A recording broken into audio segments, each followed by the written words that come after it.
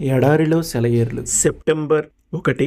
నేను నీలాంజనములతో నీ కట్టడమును కట్టుదును. యెషయా 54:11. గోడలో ఉన్న రాళ్ళు అంటున్నాయి, మేము ఎక్కడో పర్వతాల్లో ఉండేవాళ్ళం, కఠినంగా కర్కశంగా ఉండే కొండ చర్యల్లో ఉండేవాళ్ళం. వేడిమి, వర్షం కొన్ని వేల సంవత్సరాలుగా మమ్మల్ని ఆకారాలు లేని బండరాళ్ళుగా మలిచాయి. అయితే మానవ హస్తాల్లో మమ్మల్ని నివాసాలుగా కట్టాయి. మాతో నిర్మితమైన నివాసాల్లో మానవులు పుడుతున్నారు, బాధలు పడుతున్నారు, పండగలు చేసుకుంటున్నారు, విశ్రాంతి తీసుకుంటున్నారు. వాళ్ళును మమ్మల్ని చేసిన సృష్టికర్త నియమించిన పాఠాలను నేర్చుకుంటున్నారు. మేము ఇలా ఆశ్రయం ఇచ్చే రాళ్ళుగా రూపుదిద్దుకోవటానికి ముందు మేము చాలా శ్రమలను అనుభవించాం. తుపాకీ మందు మా గుండెల్ని చీల్చింది. పెద్ద పెద్ద సుత్తులు మమ్మల్ని పగలగొట్టాయి.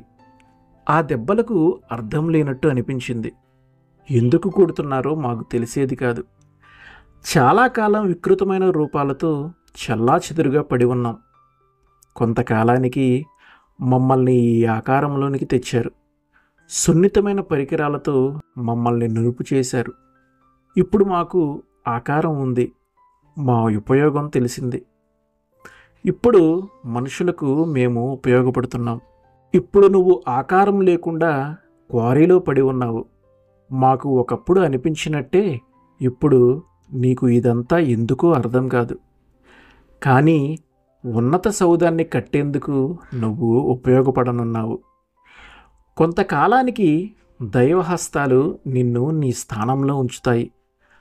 పరలోకపు దేవాలయంలో సజీవమైన రాయిగా నువ్వు కలకాలం ఉంటావు. నిశ్చల నిశీధిలో నిశ్శబ్ద సంగీతం, చక్కని పాలరాతిలో దాక్కున్న సౌందర్యం. సంగీతం వినబడాలన్నా, సౌందర్యం కనపడాలన్నా కళాకారుడు కావాలి, శిల్పి రావాలి.